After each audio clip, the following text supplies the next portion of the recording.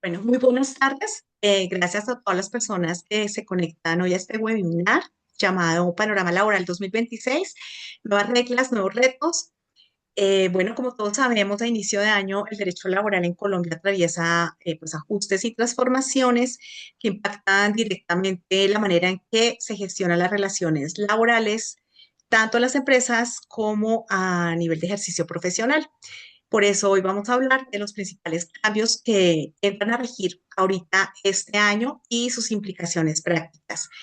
Para esta conversación nos acompaña el doctor Juan Fernando Martínez, abogado con amplia experiencia en el ejercicio profesional, la consultoría empresarial y la docencia de posgrado. Él es autor de Ecoediciones, de las últimas versiones de la cartilla laboral y del libro Derecho Laboral Individual. Durante este webinar vamos a hablar de los principales cambios en contratación, jornada laboral, prestaciones, para poder aportar información útil a todos ustedes. Antes de empezar, les quiero comentar que la más reciente actualización de la cartilla laboral y el libro Derecho Laboral Individual del doctor Martínez están en nuestra página web con el 20% de descuento durante el tiempo que dura esta transmisión. Y también los invitamos a que hagan uso de la caja de preguntas y respuestas que ven en la parte inferior de sus pantallas para que le hagan al doctor Martínez las consultas o comentarios que serán leídos al final de este espacio, los últimos 10-15 minutos. Entonces, bueno, dicho esto, le doy la bienvenida al doctor Juan Fernando Martínez y damos inicio a este espacio. Genial, Liliana, muchas gracias. A todos un saludo, bienvenidos. Qué rico que asisten y podamos tener este conversatorio desde 2 días. Como bien dice Liliana, al final esperamos tener sus preguntas, su interés, conocer cuáles son sus inquietudes en la caja de preguntas. Mm, Habiendo dicho esto, entremos en materia. Bueno, doctor Martínez, entonces, bueno, para empezar, vamos a entender por qué este tema es tan relevante hoy. Y de acuerdo a esto, quiero preguntarle qué factores explican que estemos hablando en este momento de un nuevo panorama laboral para el inicio del 2026 y no solamente de ajustes pues aislados. Genial, mira, estamos hablando de todo este cambio porque se conoce que hay una reforma, una ley, la 2466 de 2025, que estableció unos cambios muy importantes buscando generar empleo, buscando la dignidad de los trabajadores. Por eso yo les muestro por acá, siempre traigo. Este libro es una compilación de la parte sustantiva del derecho de los trabajadores.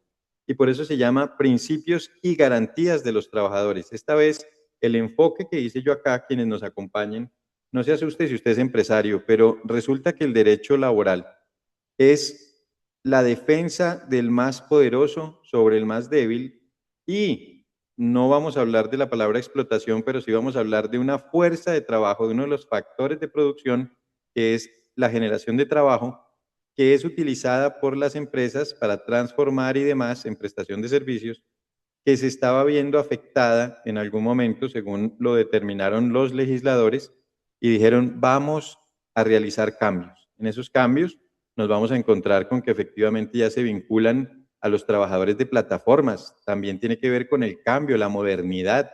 No podían dejar aparte ese tema de plataformas, no vamos a nombrar a ninguna, pero las conocemos, y estas gentes pues no estaban vinculadas al sistema, y al no estar vinculadas al sistema hay un factor que es el de sistema de seguridad social integral y se debían integrar, se debían vincular al sistema. Por ello y por otros cambios, como hay la bandera del gobierno de momento que decía yo quiero cambiar el horario laboral nocturno, me lo está, hace años en el gobierno del presidente Uribe se redujo esa brecha, se dijo que empezaba a las 9 de la noche y ahora con esta ley se cambia y se trae a las 7 de la noche. Esos factores nos obligan ya a hablar de un nuevo panorama laboral. Voy a terminar con esto porque igual eso lo vamos a desarrollar, pero dime si no es un nuevo panorama laboral tener que contratar aprendices desde la figura del contrato de trabajo y no como era antes, que era un contrato especial de aprendizaje. Ahorita ya no lo es. Tenemos que prepararnos para eso y eso empezó desde el año pasado, 15 de junio del año 2025. Si ustedes tienen aprendices y no los han liquidado, no los han vinculado, es urgente que lo hagan porque efectivamente el gobierno bien dijo, el ministerio con sus inspectores de trabajo va a vigilar y va a atender a las empresas y va a revisar que eso se esté realizando. Entonces, Liliana, sí, nos encontramos ante un nuevo panorama laboral, no son ajustes aislados, son muchos los factores que vamos a revisar y tenemos que estudiarlos porque en algún momento a todos nos va a tocar. Doctor Martínez, ahorita que menciona estos contratos de aprendizaje que ya son un cambio desde el año pasado, ¿qué otros cambios laborales tenemos este 2026 frente a los años anteriores? Mira, yo quería explicarles esto, me encanta porque yo no siento que hayan unos cambios laborales tan poderosos, tan fuertes. La gente dice, esto es nuevo, y yo he discutido eso por ahí en redes sociales. No es nuevo que a las personas, a los trabajadores, se les deba permitir una cita médica y que en la cita médica ese tiempo no lo tenga que pagar el trabajador. Eso es muy antiguo, pero entonces, ¿por dónde va mi respuesta? La Corte Constitucional y la Corte Suprema de Justicia, a través de sus potestades, que son muchas, han ido generando derechos para los trabajadores. El fuero, por ejemplo, que salió hace poquito y en toda la prensa el lunes pasado empezaron a decir que la Corte Suprema estaba protegiendo ya a los trabajadores de las empresas privadas para que el fuero de prepensionado se aplicara y no fueran despedidos con 3 años, si les faltaban 3 años para terminar su vida laboral o para lograr su pensión mejor. Es la Corte Constitucional la que lo hace. ¿Qué hizo este gobierno y qué hizo este Congreso? Porque esta vez ahí ellos se pusieron de acuerdo. Hubo un momento, después de todos esos rifirrafes que ha habido, que dicen que hubo unas corrupciones y demás, eso ya se encargará la Fiscalía, no nosotros. A nosotros nos atañe revisar que efectivamente el Congreso y el gobierno se pusieron de acuerdo y sacaron adelante una reforma laboral con una ley que trae algunos temas que ya se venían desarrollando y temas absolutamente nuevos. Por ello, yo te digo, el cambio o lo nuevo de 2026 puede ser, por ejemplo, en la parte de animales. Resulta que a partir del año que viene, porque todavía no lo han hecho, no ha salido, pero está la orden en el Código Sustantivo ya del Trabajo, deben las empresas prepararse a partir de lo que establezca el legislador para recibir a las mascotas de aquellas personas que consideran que su perro o su gato, porque así lo nombran principalmente esos dos animales, van a ir a la oficina. Pues imagínate, entonces tú estás en tu empresa, sabes toda la infraestructura que necesita una empresa que ya tiene que tener cuartos de maternidad que no se usan mucho, pero son una exigencia de la norma muy antigua para la lactancia. Ahora resulta que tienes que tener una guardería para perritos y gaticos y no los puedes tener en un cuarto cualquiera, vas a tener seguramente la norma como es en Colombia muy bien hecha, al fin y al cabo somos un país santanderista, tenemos muchas leyes y muy bien redactadas y van a decir que ese perrito tiene que tener un cuidado especial, que ese gatico tiene que tener unas condiciones especiales y los trabajadores tenemos acorde al derecho sustantivo del trabajo pues el derecho, valga la redundancia, de llevarlos a trabajar con nosotros. Eso es absolutamente nuevo. Eso es las empleadas de servicio, eso se sabía. Hace mucho tiempo que las empleadas de servicio tienen derechos absolutamente completos sobre prestaciones sociales, pero quisieron trasladarlo al Código Sustantivo y que allí quedara una circunstancia nueva que quienes nos escuchan ahorita, por favor tengan en cuenta que las empleadas de servicio, si usted obtiene una empleada de servicio o colaboradora del hogar, tiene que tener un contrato por escrito, un contrato firmado. Si no lo tiene, está incumpliendo la norma y está sujeto a sanciones que no son nada económicas. Bueno, bastantes reformas y cambios y a veces cuesta mencionar un poco el alcance real de las mismas. Eh, ¿Qué aspectos de esta reforma laboral, en su opinión, siguen generando más dudas e interpretaciones encontradas? Es un choque y me encanta como lo dices porque mira, los trabajadores y los empleadores somos unas fuerzas que por lo general vamos a estar chocando, porque el ser humano pues es individualista por naturaleza. Hay gente que me dice que no lo es y tan pronto se le toca algo, de inmediato se nota que efectivamente somos individualistas. Tan pronto le toques el salario, tú dices, el jefe dice, bájenle a todos. Sí, se les baja. Ahora se te va a bajar a ti. No, a mí no, pero a mí ¿por qué? A los demás sí, pero a mí no. Y los empleadores son igualitos. Bueno, señores, entran a las 8. Qué bueno que entraran un poquito antes para que estén preparados, para que se vayan cambiando y qué tristeza que nos estén reduciendo la jornada laboral y qué tristeza y nos quejamos. Ambos se quejan. El aumento no es lo suficiente y el trabajo para para el empresario no es lo suficiente. Luego de explicado esto, entonces, eso genera unas interpretaciones, porque tu pregunta es, ¿qué dificultades está viendo en la interpretación de estas normas y cómo se está viendo esto? Pues efectivamente, si yo soy empleado, a mí me gusta que la interpretación sea en mi favor. Y si yo soy empleador, pues me ajusto a lo que a mí me conviene. Tanto que qué bueno que me haces esta pregunta porque hace poco me tocó en redes sociales ver que hay una empresa que tuvo el error, vamos a decirlo así, porque no voy a hablar peyorativamente, faltaba más, pero cometió el error de decir que el salario mínimo no lo iba a pagar desde esta primera quincena del 15 de enero de 1.750.000 porque había sido demandado ante el Consejo de Estado y mientras no se supiera qué iba a pasar con esa demanda, que ellos iban a pagar el salario del año pasado. Entonces dime tú de interpretaciones ajustadas. Lo mismo también sucede con los trabajadores que buscan algunas mejoras para ellos. Pero por lo general, lo que me sucede también es más de interpretación de las oficinas de gestión humana. Quienes nos acompañan aquí de oficinas de gestión humana seguramente saben, no estoy yo aquí inventándome cosas, cuando dicen, por ejemplo, que se acabó el Día de la Familia, porque hay una nueva jornada laboral de la Ley 2101. Sí, hay una nueva jornada laboral, pero le tocó salir al ministerio a explicar solo hasta que la empresa reduzca la jornada laboral de 48 horas a 42, solo en ese momento podrá hacer, no hacer uso o quitar o excluir el Día de la Familia al que tienen derecho todos sus trabajadores. Pero no, uno como empleador de una vez dice, yo quito eso. No he terminado porque esta también es muy interesante. ¿Quién de ustedes, perdón, quién de ustedes no le ha tocado que le dicen, le voy a ajustar la jornada laboral, la reducción a la hora del almuerzo? Esa es una interpretación errónea, es una de embudo, lo ancho para mí y lo angosto para usted.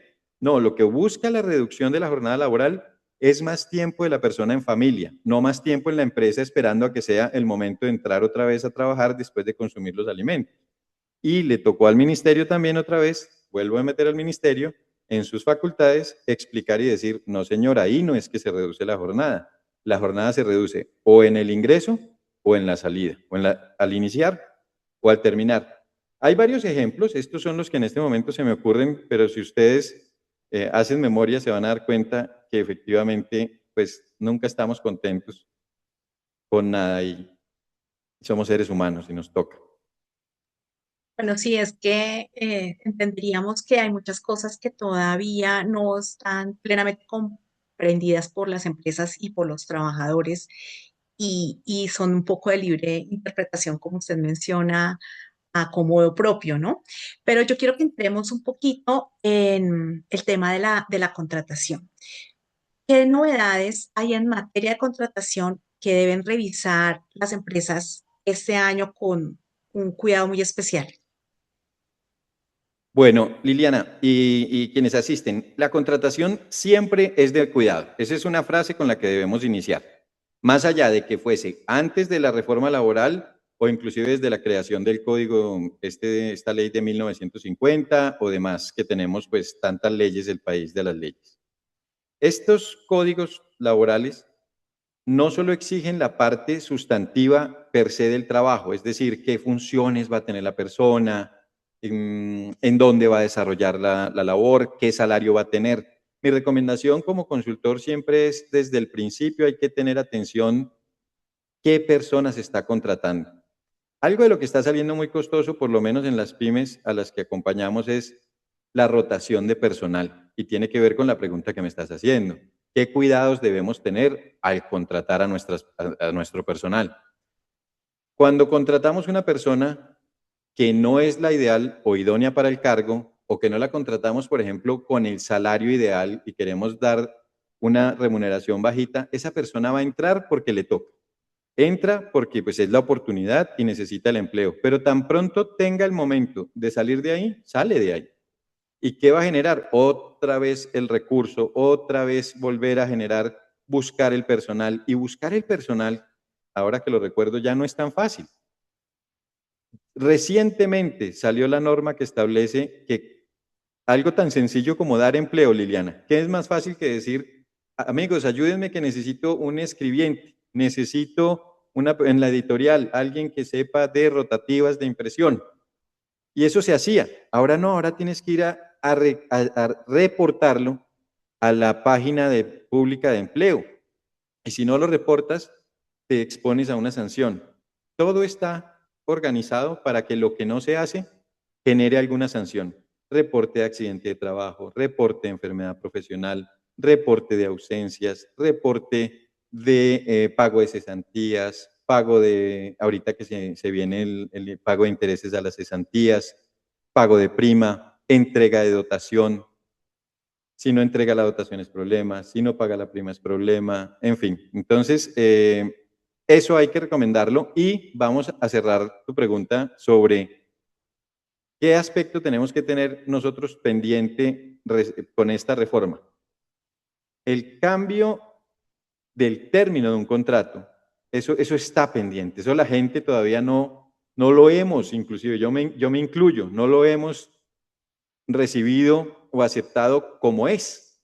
El código cambió y el contrato a término indefinido y el contrato a término fijo quedaron supremamente claros en lo siguiente. El contrato a término fijo solo será utilizado en condiciones o circunstancias excepcionales y se preferirá siempre y se tendrá de ahora en adelante como primordial el contrato a término indefinido. Y no, pareciera que no dijera eso.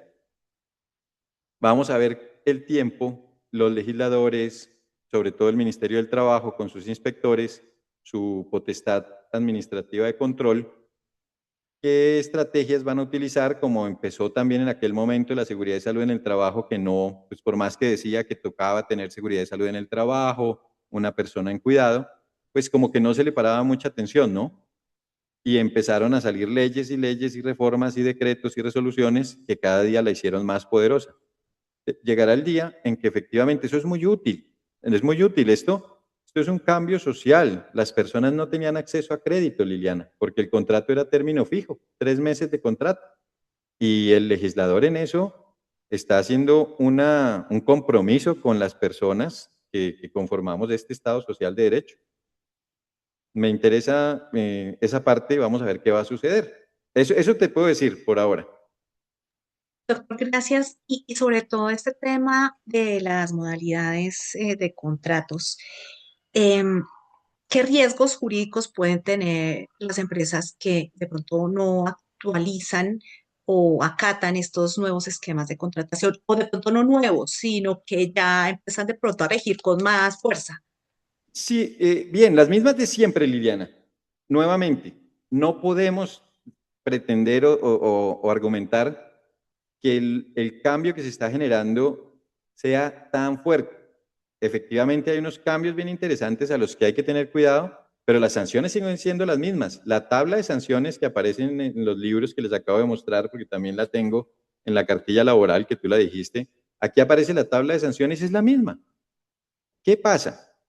No solo son las sanciones administrativas, sino que cuando nos equivocamos en un contrato, estamos expuestos efectivamente a que el trabajador pues consiga un abogado. Y ese abogado, yo se lo he dicho a las empresas, cuando usted habla con un trabajador que estudió poco, vamos a poner una persona que con mucho esfuerzo logra su bachillerato, pues no, digamos que no es experta en leyes, pero se lo cuenta un abogado y le dice, mire, aquí estamos evidenciando que se violó, por ejemplo, que no le entregaron la prima, que no le entregaron las cesantías el 14, no se las consignaron a 14 de febrero. Y pues están violando el sistema integral de seguridad social. Y no solo es eso, porque ya entonces va a venir una demanda y colocan la demanda y hay gastos en abogados y en juzgados, sino que ese abogado es conocedor y estuvo en esta seminario, en este webinar, y se acordó y dice, hombre, pongamos la queja. La queja se pone en la página del ministerio en 10 minutos. Usted entra a la página del ministerio y dice quejas. Y ahí donde dice quejas da clic y puede poner su nombre como puede hacerla desde la clandestinidad, porque protege su identidad. Y esa persona coloca una queja y anoche nada más estaba revisando un par de resoluciones ahí no había nada que hacer, ahí no hay abogado que valga. El ministerio encontró que no se realizaron los pagos 2 años atrás y eso usted no se lo puede inventar de ninguna parte. ¿Y cómo argumenta que no le pagó las cesantías o que no pagó las primas? Y las sanciones son altas. Una era de 19 millones de pesos ayer en la resolución de notificación de sanción que hubo para X empresa. Ustedes pueden ver eso en la página también del ministerio, ahí se encuentran las sanciones. Una empresa tiene que tener atención importante y cuidado sobre cada uno de sus contratos como si fuera el único. Porque a veces creemos que, no, yo cumplí con todos, dio la dotación, pero es que no entiendo lo de la dotación. La dotación es muy sencilla. Si la persona gana menos de 2 salarios mínimos, tiene derecho a dotación, habiendo estado en la empresa mínimo 3 meses. Ya cuando pasa de 3 meses, entra la dotación y se entrega cada 4 meses. Las fechas están también en los libros. Doctor, yo quiero saltarme acá una pregunta que nos hizo una de las asistentes que está en el webinar en relación a lo que usted acaba de mencionar. Y ella pregunta si una colaboradora de hogar tiene derecho a dotación. Sí, por supuesto. Es que la regla, apreciada asistente, la regla es muy sencilla. Si el trabajador, entendiendo por trabajador toda persona que tenga un contrato de trabajo, gana menos de 2 salarios mínimos, esa persona tiene derecho a dotación, entendida como una ropa, que es pantalón y camisa o un vestido, y zapatos, un par de zapatos.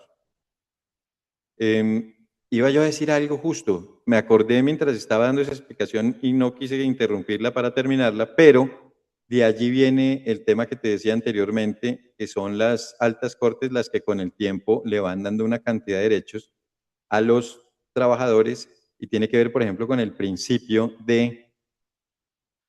con el principio del contrato realidad, porque el contrato realidad no nace sino de una frasecita que hay por ahí en el código y de interpretación absoluta de la Corte Suprema, demostrándole a los empleadores que esa figura que se habían inventado por allá ya no se usa casi, de venga me ayuda, de venga hacemos algo por aquí. No, eso es un contrato de trabajo. Si tiene un salario, si tiene una prestación personal, si tiene una responsabilidad, en fin, los 3 elementos del contrato de trabajo, es un contrato de realidad.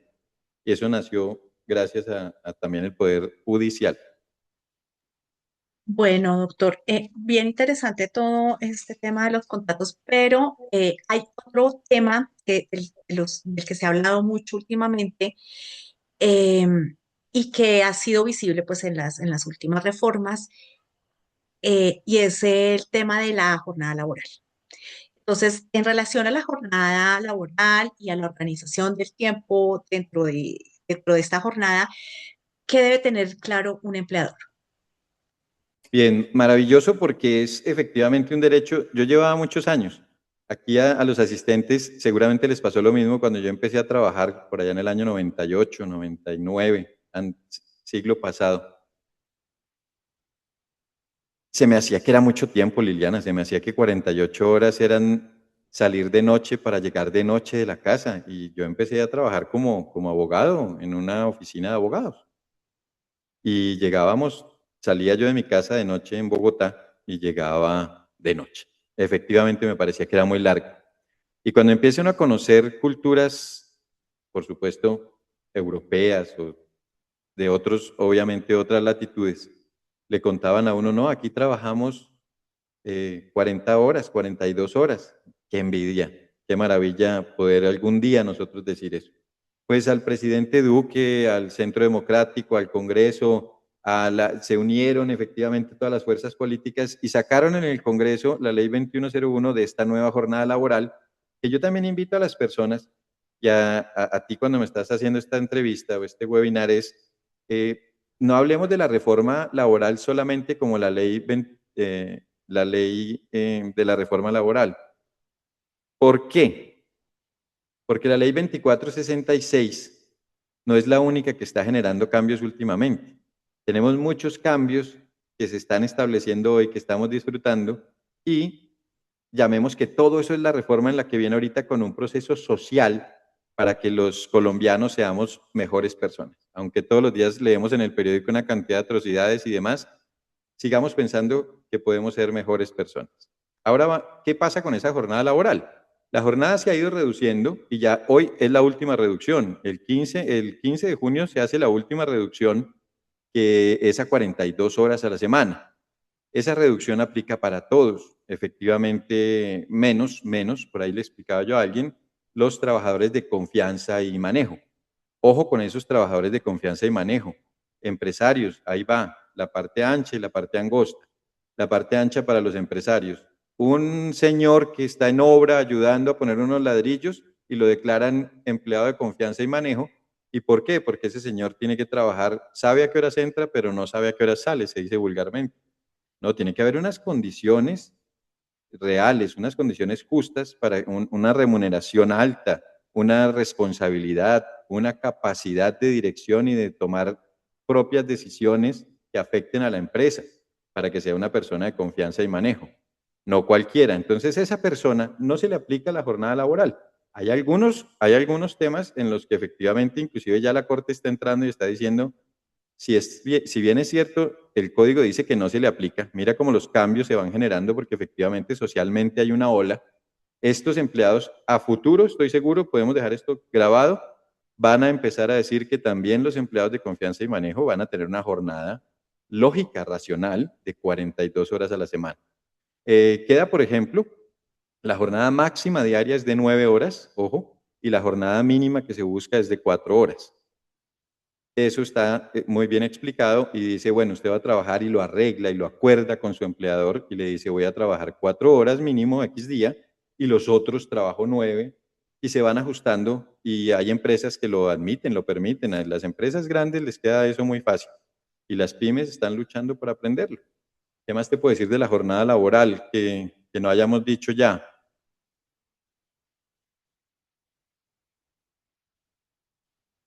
La reducción del almuerzo ya la dijimos. Que por favor no lo pongan ahí la reducción de la jornada laboral, que la tengan en cuenta. Me he encontrado una cantidad de empresas que siguen trabajando 48 horas, por favor. Y si usted que está escuchándonos le están explotando eso, denúncielo, llámenos, háganos saber. Bueno, entonces no lo denuncie, hable con sus empleadores, no ataque tan fuerte, pero dígale, señor empleador, yo estuve en un webinar y de verdad que yo considero que merezco, que la ley es para todos, produce efectos erga omnes, es para todos, pues a mí también me surta efecto y voy a empezar a trabajar 42 horas, que empieza dentro de 6 meses. Ahorita estamos en 44. Bueno, y aquí entonces me surge una duda, pero antes de preguntarle, quiero recordarles a nuestros asistentes que pueden hacer uso de la caja de preguntas y respuestas que está en la parte inferior de sus pantallas para que al final el doctor Martínez les dé respuesta. Y le comentaba que tenía una duda ahorita que lo escuchaba y es sobre todo estos cambios en la jornada laboral que han sido progresivos y que muchas empresas, como usted lo menciona, están de pronto haciendo caso omiso, disfrazando un poco los roles y los cargos. ¿Qué situaciones pueden estar generando más conflictos y sanciones al respecto? ¿Y cuáles pueden ser esas sanciones para un empleador?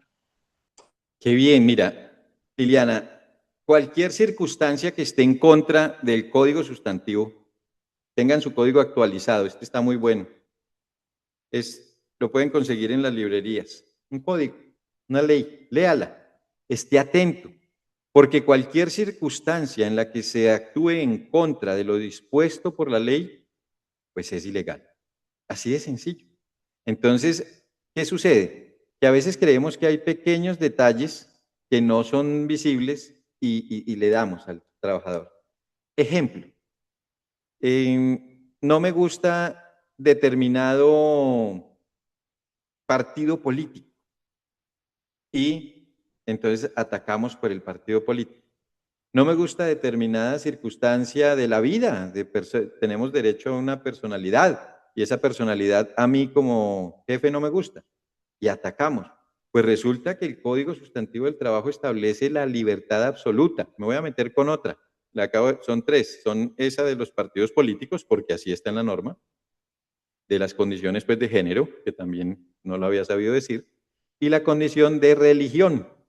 Y yo tengo una religión y es mi derecho, es un derecho civil, es una de las características de la personalidad que aparecen en el derecho civil.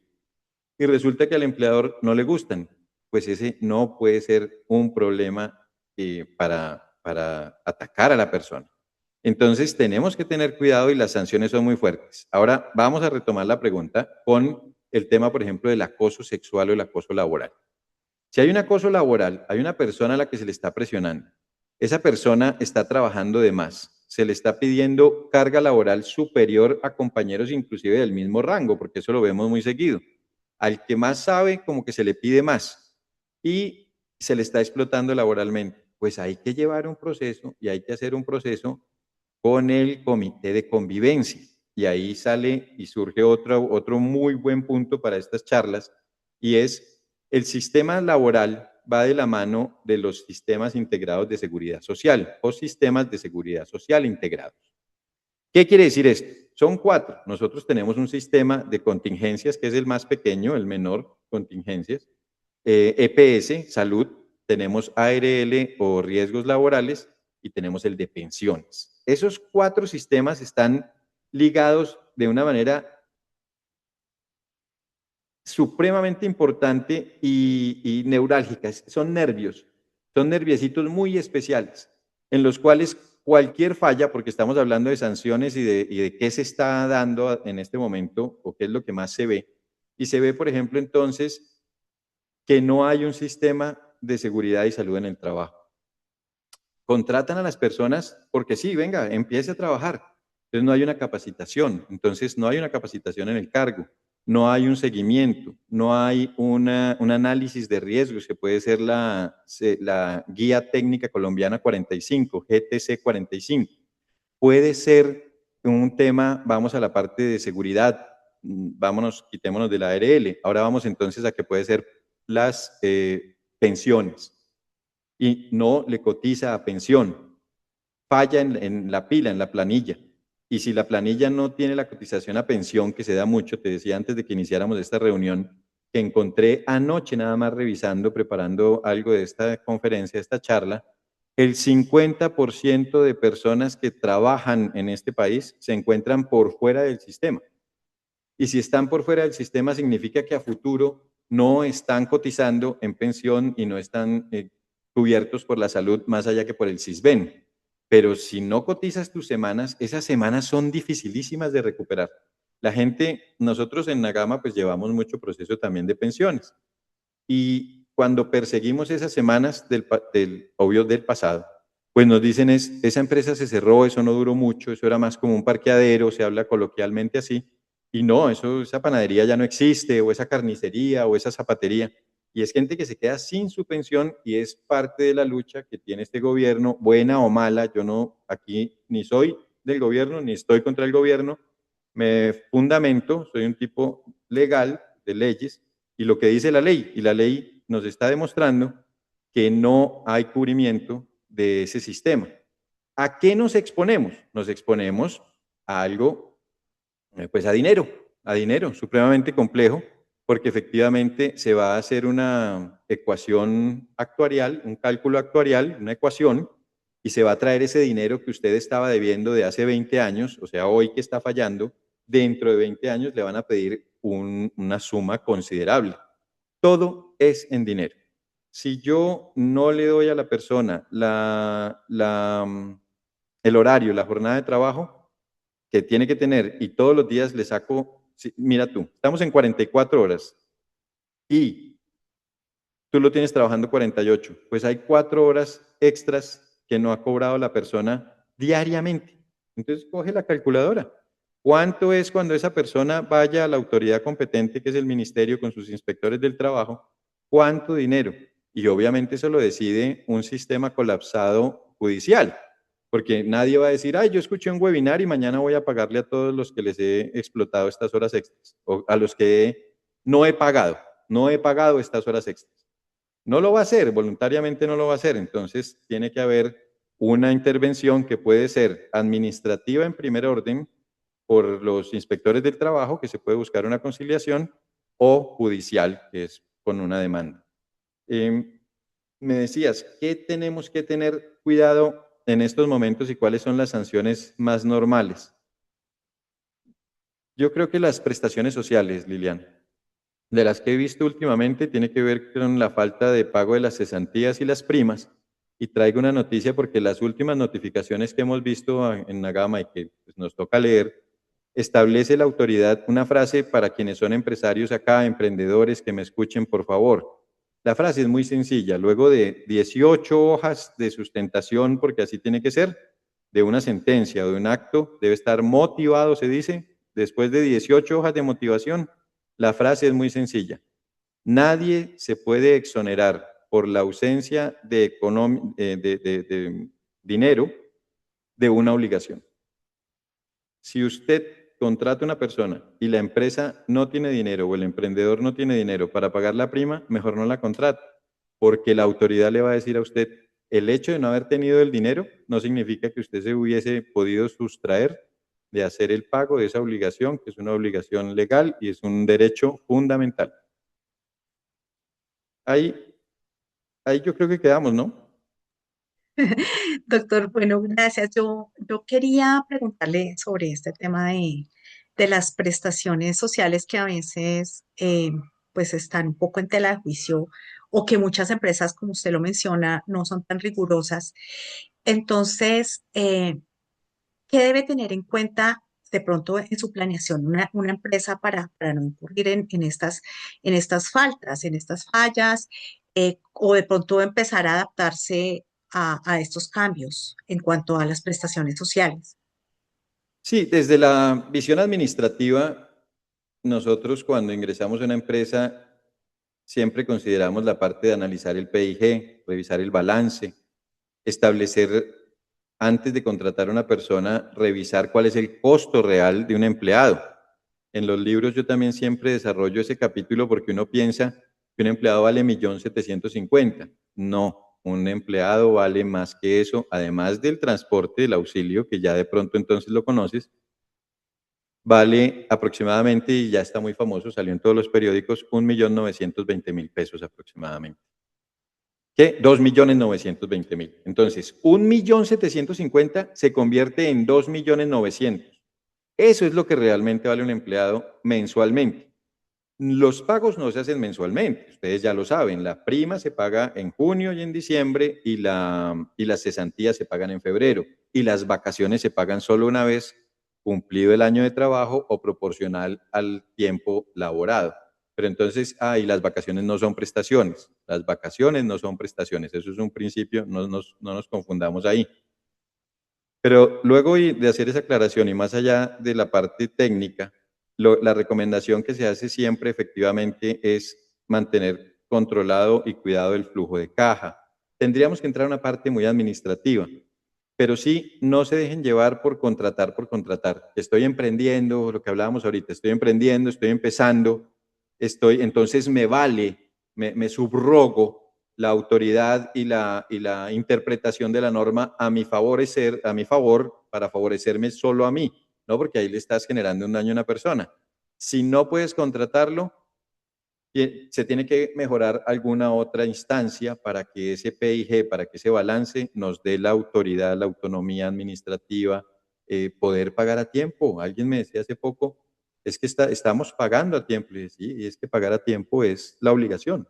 Pagar a tiempo no es un favor al trabajador. Mire lo que pasó hace poquito con un gerente del hospital, de un hospital en Medellín. Lloraba, el ministro le contestó, se han dado muy duro, inclusive ya salió hoy que lo van a auditar a ese hospital y van a revisar en qué era que se iba la plata antes. Pero no metiéndonos en esa pelea, lo que nos interesa es la parte laboral. Qué tristeza que hay personas que desarrollan sus funciones, que van a trabajar, que con hambre, dijo el gerente, la gente sin haber desayunado y almorzado, tiene que trabajar y no le pagan. Muy, muy difícil. Les toca tener un balance poderoso y un PIG juicioso y vender. Ah, me sirve esto. Qué pena, Liliana, porque quienes nos escuchan, nosotros desde el derecho laboral, a mí me dicen, pero es que subió mucho el salario mínimo. Sí, subió mucho. Es desmedido, sí. Quien me sigue en redes sabe que yo coloqué, es desbordado, desmedido, es irracional. Puede ser, para mí lo es, sí.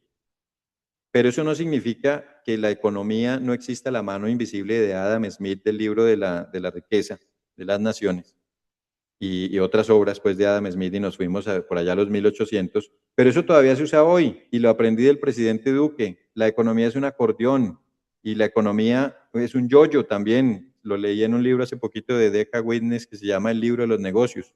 Y la economía es un yoyo. Y al entrarle más dinero a la gente, que sale por supuesto de bolsillo del empleador, esa gente tiene, se le irriga dinero y no se le va a gastar en otro país, se la va a gastar acá y se la va a gastar en cine y se la va a gastar en fiestas y se la va a gastar en un mejor plan de salud con su EPS, se va a cambiar y se va a subir a prepagada. Bueno, en fin, genera unas estructuras en las que efectivamente la economía de algún momento pues va a equilibrarse. Y termino diciendo que yo le he recomendado a los empresarios no se asusten tanto, suban, suban el salario y suban sus precios, porque efectivamente producir esa idea pues que dijo el presidente que no le suban a los conjuntos residenciales, a mí ya me subieron el 23 y pues no voy a pelear porque efectivamente en donde yo vivo hay unas personas que hacen aseo, hay unas personas que cuidan la piscina, hay unas personas que cuidan el ascensor o hacen mantenimiento al ascensor, hay unas personas que vigilan y mire, solo personas, hay personas que administran y se tiene que subir y se va a subir el 23. Voy a seguir, esperen un segundo que hay gente atenta. Esta parte no se nos puede olvidar. ¿Qué sucede cuando a una parte del equipo de trabajo se le sube el salario el 23 y a empleados que ganan más de 1.750.000 no se les sube? Resulta que usted, la diferencia que tenía antes con una persona que ganaba el mínimo, pues era un rango amplio que demostraba que usted es una persona preparada, que hizo un estudio, que hizo un posgrado, que hizo maestría, que lleva años de experiencia y se queda en 1.900.000. Y el que está nuevo, que se acaba de graduar, que difícilmente es bachiller como el ministro de Igualdad, entonces ahora resulta que se gana lo mismo que yo. Ese es un dilema en el que están muchas empresas y muchas personas sobre todo. Bueno, doctor, para poder cumplir con el tiempo que tenemos para este espacio, voy a empezar con las preguntas que nos han hecho. Son bastantes, entonces es muy probable que no alcancemos a responderlas todas, pero el doctor Juan Fernando siempre tiene sus redes sociales dispuestas. Entonces, vamos con la primera pregunta, que es, ¿los contratos por prestación de servicios dejan de aplicarse con el nuevo régimen laboral? No, los OPS siguen funcionando de manera idéntica. Lo ideal es no confundir, y lo decíamos en la charla pasada, qué buena pregunta, no confundir los OPS o contratos de prestación de servicios con contratos laborales. Mi recomendación siempre es, yo tengo contratos de prestación de servicio y no cumplo horario y no me dejo poner un horario. Y le pido a mis contratistas, contratantes, yo soy contratista, que no vinculemos esa parte del horario. ¿Por qué? Porque ahí está la libertad que busca una persona que hace prestación de servicios. En poder moverse, el lunes estar en un lado, el martes estar en otro, poder dictar estas conferencias, dictar clase, yo dicto clases. Entonces voy a dictar clase y le digo para quienes trabajo que en ese momento no me puedo presentar a esa función, que no es trabajo, perdón, que es esa función y ese servicio que estoy prestando. ¿Dónde radica el problema? En que las personas contratan prestación de servicios donde no pagas prestaciones sociales, no pagas primas, cesantías, vacaciones, horas extras, pero sí le pides que esté a las 8 el lunes y que salga el viernes a las 5 de la tarde, que tiene que estar disponible, que tiene que presentar informes, cualquier cantidad de informes, que qué pasa, ¿no? Pero tienes que darme unos entregables, lo llaman coloquialmente. ¿Dónde están tus entregables? No, pues no hay. Usted necesita unos informes, esos valen tanto. porque es que el que está prestando servicios es mucho lo que está perdiendo también. Gana independencia, pero pierde de pronto poder adquisitivo. No, no hay cambio. Siguen siendo OPS, Liliana. No se dejen llevar al contrato laboral mientras están en una OPS. Coloquen las cosas como son.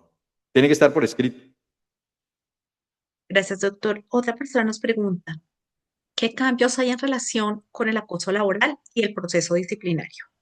Genial, qué buena pregunta. Los cambios son muy pocos sobre el acoso laboral. Tiene que ver, vamos a ver, son muy pocos y no son de fondo.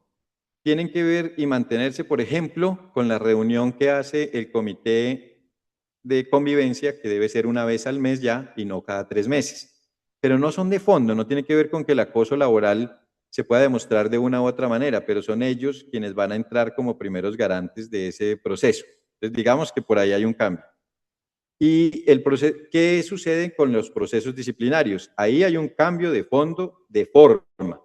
Ese cambio es muy interesante. Le da a la persona, hay 2 puntos que a mí me llaman mucho la atención y que soy muy juicioso de tener cuidado a partir de la emisión de la nueva norma. Usted al empleado al que le está haciendo un proceso disciplinario tiene que darle 5 días hábiles, no incluye el domingo. Antes se llamaba al empleado al día siguiente. Oiga, me dijeron que usted estaba comiendo en el puesto. Nos vemos mañana viernes. Que no, señor. Nos vemos dentro de 15 días hábiles. Dentro de 5 días, perdóneme, mire, ya metí 15, 5 días. Y luego de decir eso, en ese momento le tiene que entregar algo que es nuevo, las pruebas, todas las pruebas que se van a hacer valer dentro del proceso disciplinario. Y así lo subraya el código. Dice todas las pruebas. ¿Qué sucedía antes? Le decían, no, que alguien lo vio comiendo en el puesto. Y ese alguien lo vio ya era pues ley para las partes. Eso, el señor está en una oficina de su empresa y no hay quien lo defienda más allá de 2 compañeros, que eso se mantiene y quedó sancionado. No, páseme las pruebas, dígame quién fue, vamos a preguntarle, ya sé quién fue, entonces tengo 5 días para ir a buscarlo, fulanito, ¿cómo es posible? ¿Quién dijo que cuándo me vio comiendo a mí? Pues en el último reglamento interno de trabajo que redactamos en Nagama tenía 75 posibles faltas. Encuentren las 75, escoja la que le guste y verá que efectivamente existe el nuevo cambio e impleméntelo. Impleméntelo en su sistema, llámelo, ponga las pruebas y dele 5 días. Que tenga segunda instancia, ojo. En Colombia están obligados, bueno, miren, me acordé de 2 cositas importantes. Que tenga segunda instancia y no se puede a una persona juzgarla 2 veces por el mismo hecho. Si ya fue sancionado una vez, no se puede volver a tener en cuenta. Non bis in idem en latín, por ahí lo enseñan en derecho. Solo una vez se puede sancionar a la persona por un hecho, pues por un acto. Qué interesante esto. Otra pregunta, doctor. Em, ¿Nos puede aclarar cuáles son los cambios específicos en las licencias y permisos a los trabajadores? Sí, sí se puede, estuvo de moda, está muy bien dicho. Efectivamente es a los puntos en los que yo me opuse a que era del todo nuevo. Vamos a ya dejar ese debate atrás. La respuesta es, sucede que con el tiempo, a partir de fuentes constitucionales y de Corte Suprema por jurisprudencia, se establecía que las madres tienen todo el derecho de ir a la entrega de notas de sus hijos. Y ese tiempo no les podía hacer quedar pagando, se dicen en las fábricas o en las empresas. Me lo quedas debiendo. Y se quedaba debiendo y luego esa madre pagaba su tiempo. Luego lo que hacían era, toca pedir el permiso, puede ir, ya no me lo tiene que pagar y se le da a las madres. Quedó constitucional y jurisprudencialmente. ¿Qué hizo este Congreso y este gobierno? Lo trajo y lo colocó en el Código Sustantivo del Trabajo y dice la empresa está en la obligación de dar los permisos de calamidad doméstica, de permiso para ir a votar, del sufragio, que existe hace muchos años. Si usted es testigo o miembro de mesa, que inclusive hoy abrieron las citaciones para jurado de mesas, de votación en Colombia, tiene una jornada de capacitación, tiene una jornada de trabajo, siendo testigo de mesa o funcionario de las elecciones, y esos permisos son obligatorios. El permiso para ir al médico, el permiso de salud de toda la vida. Y usted tiene el permiso para ir y aparece ya en el código y el empleador se lo tiene que dar y nada de que me lo paguen. Yo aquí siempre hago una salvedad y le pido a las personas que nos pongamos la mano en el corazón y nos demos cuenta que nos estamos reduciendo la jornada, aumentando los salarios y a qué horas viene la productividad. Nosotros, yo haciendo mi maestría, pues la hice en administración y hablábamos de temas efectivamente de productividad. Desde el derecho laboral no se mira mucho. Y alguien me dirá, ¿cómo que no, doctor? Eso sí se mira. No tanto, porque prima la persona sobre el capital. Eso es una circunstancia que no se ve en los negocios. En los negocios, con todo el respeto de quienes quieran oponerse, por supuesto, prima el capital sobre cualquier cosa. Aquí lo que importa es el dinero. Luego, pues por supuesto, hay unas reglas.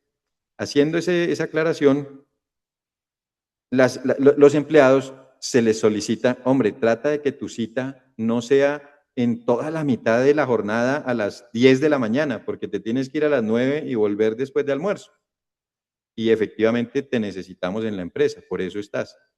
Obviamente entendemos el sistema cómo está funcionando, pero ojalá fuera terminando la jornada o iniciando la jornada, por ejemplo, para que no afecte tanto el negocio pues, al que usted se dedique. Y bueno, son esas en principio, son unas 8, 9, hay otras que no son tan populares, pero estas son las que más afectan a la persona, la salud. Y el permiso del colegio, yo tengo mi debate ahí, porque está narrado y dice que el colegio lo haya citado. No voy a pelear ahí. A veces a mí como padre, nunca me citaron para ir a recoger notas de la niña porque le iba maravillosamente. Obviamente yo sabía de muchachos que los cogían vapeando, por ejemplo, y el papá es citado textualmente. José Peregrino Pérez, venga porque el niño está vapeando en el salón. Esa es la que yo creo que es a la que se refiere. Pero estoy seguro que con el tiempo la evolución de lo que les digo, de principios constitucionales y jurisprudenciales, van a redondear todo en que tenemos derecho, diga qué día es la entrega y vaya, recoja sus notas. Es obligatorio. Bueno, la siguiente pregunta. ¿Cómo se puede manejar el almuerzo cuando son 42 horas? ¿Una hora o cómo sería? Bien, mira, Liliana, lo que pasa es que los tiempos han cambiado. Yo recuerdo, estábamos hablando de cuando empecé el siglo pasado a trabajar, y la hora del almuerzo era chévere. Uno salía a las 12 y volvía a las 2. No sé si eso todavía se dé. Allá entonces en Bogotá yo trabajaba en el Parque de la 93 y uno salía en el Parque de la 93 y almorzaba y miraba y comían un helado ahí en el parque caminando y también en Teusaquillo y en Barranquilla y en cualquier cantidad de partes. Era rico la hora del almuerzo. Pero últimamente cuando yo hablo con la gente me dice, no, mire, yo lo que estoy haciendo es que llevo el almuerzo, algo rápido, un sándwich con algo, una bebida, tomo mi almuerzo y me sigo trabajando para salir más temprano. Cuando me dicen ustedes que cómo se debe tomar, no hay una legislación, y se lo puedo decir, aquí no está, que diga que un almuerzo dura X tiempo, pero sí dice que es razonable, que es una jornada razonable para precisamente la recomposición del ser humano, donde usted trabaja 4 a 5 horas, esa jornada merece un descanso, recomponer el cuerpo, establecer otra vez que la mente se va cansando. No todos trabajamos leyendo y escribiendo, hay gente trabajando moviendo manos en máquinas absolutamente peligrosas y esas actividades tienen que otra vez tener la atención de la persona, tener tiempo para comunicarse con seres queridos, con el hijo en la universidad, con la esposa, con amigos, con los padres, un saludito, y vuelve y retoma con todas las energías esa actividad. Lo que sí quiero cerrar con esto, lo que sí quede claro, por favor, es que si la jornada era de 2 horas, antes de la implementación de la ley 2101, que redujo la jornada a 42, por favor no los dejen y señores empresarios que me escuchan, no está permitido que usted teniendo 2 horas, ahora salga con el cuento que son 3 horas de almuerzo. No, no es viable. Bueno, hay otra pregunta relacionada.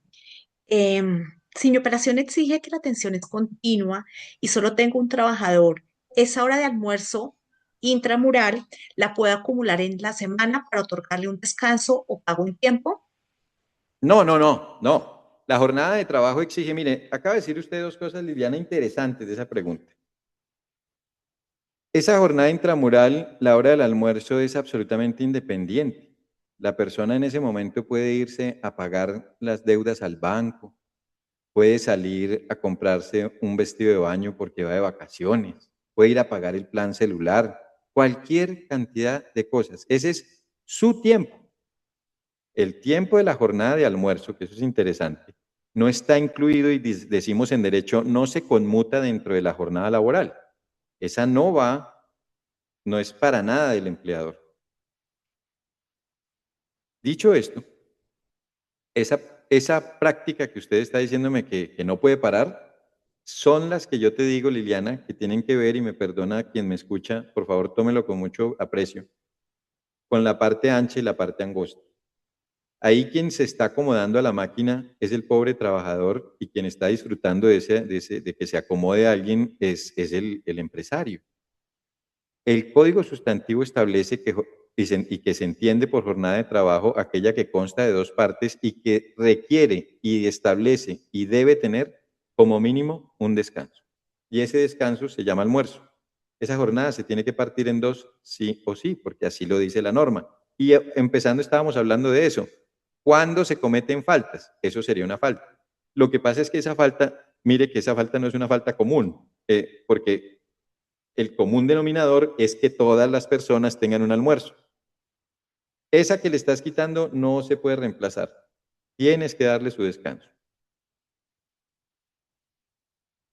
Bueno, doctor, yo creo que nos vamos con la última pregunta que ya se nos está cumpliendo el tiempo. Eh, y Sí.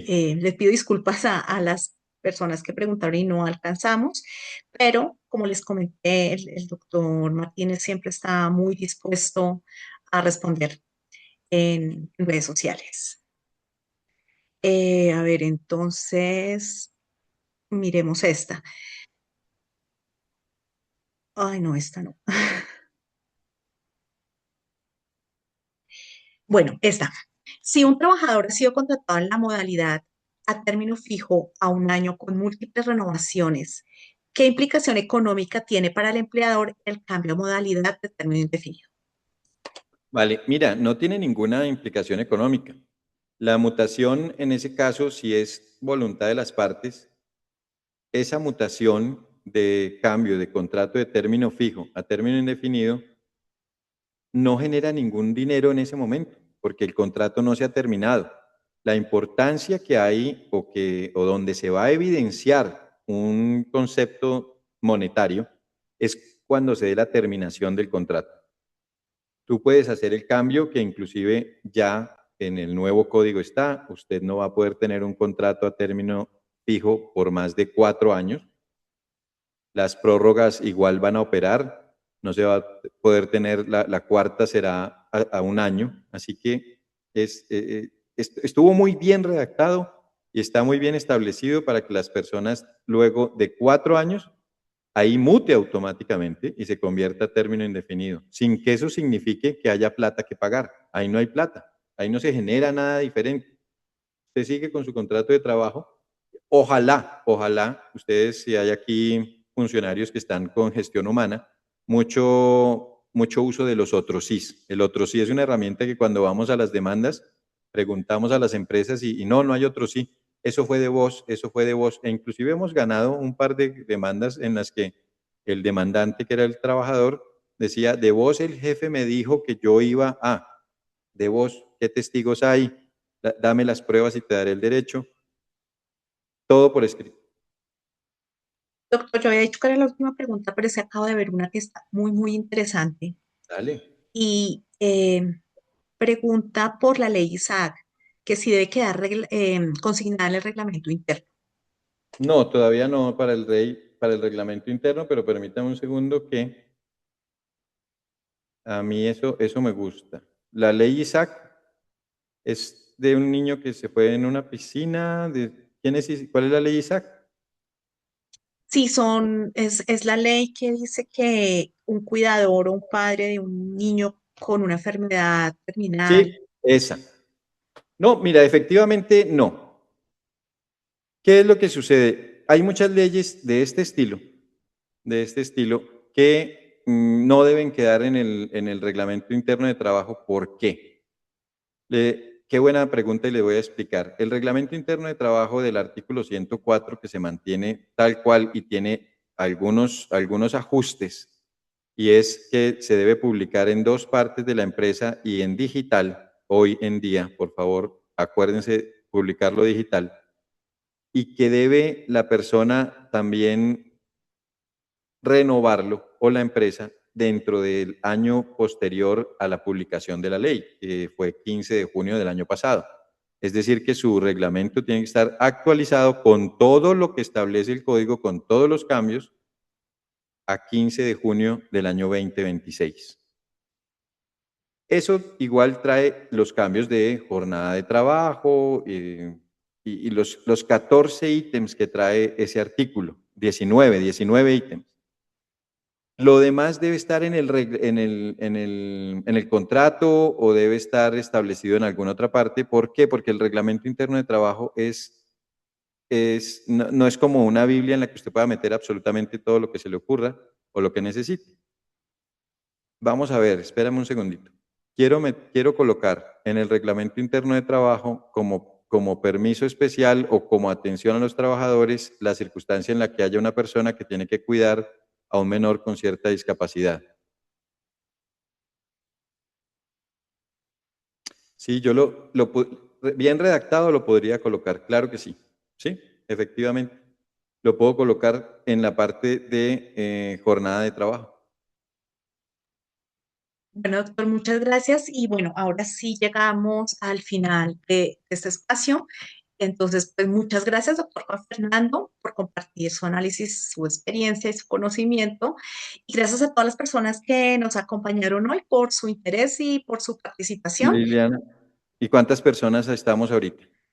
En este momento somos 140, alcanzamos a tener 165 personas Bueno, conectadas. pero somos muchos, y yo sí quería, ya que tú te vas a despedir, saber eso, decirles a estas 140 personas que las obligaciones que tenemos de todo lo que hemos escuchado, no hicimos ni siquiera un 1% de todo el vasto universo que significa más de o aproximadamente 350 artículos del Código Sustantivo, más todas sus leyes, decretos y resoluciones reglamentarias, metiéndolas las tres en corchea, porque todo lo que nos movemos, por ejemplo, la matriz legal de un sistema de seguridad y salud en el trabajo son hojas y hojas de normas y normas desde que la persona ingresa.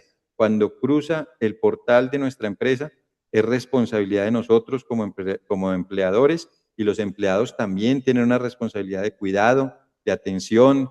Los errores se pagan en dinero, en las empresas sobre todo, ojalá pues que no sean accidentes mortales o enfermedades profesionales mortales, pero en las empresas todo se paga en dinero. Si usted se equivoca en una oficina de despachos, en una panadería, en un acuario, donde esté, cualquier error va a significar pues una pérdida monetaria en capital.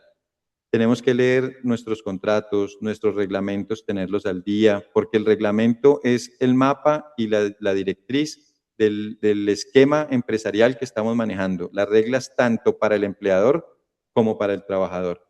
Y estar asesorados también es pues muy interesante. Si no estamos asesorados, adquirir una obra como estas, darle lectura o irse así a la inteligencia artificial o a las normas que están en Internet para ir buscando e ir depurando, porque de los errores efectivamente se aprende, pero sale muy costoso. Gracias, doctor. Y aprovecho para recordarles que los libros del doctor Juan Fernando Martínez están con 20% de descuento en nuestra página web. Y esperamos pues que este espacio les haya aclarado dudas y les haya ayudado a comprender este nuevo escenario laboral que empieza a regir en este año. Muchísimas gracias por acompañarnos, que tengan una feliz tarde y recuerden también seguirnos en nuestras redes sociales para que tengan la información de nuevos eventos y de nuestras novedades. Muchísimas gracias a todos.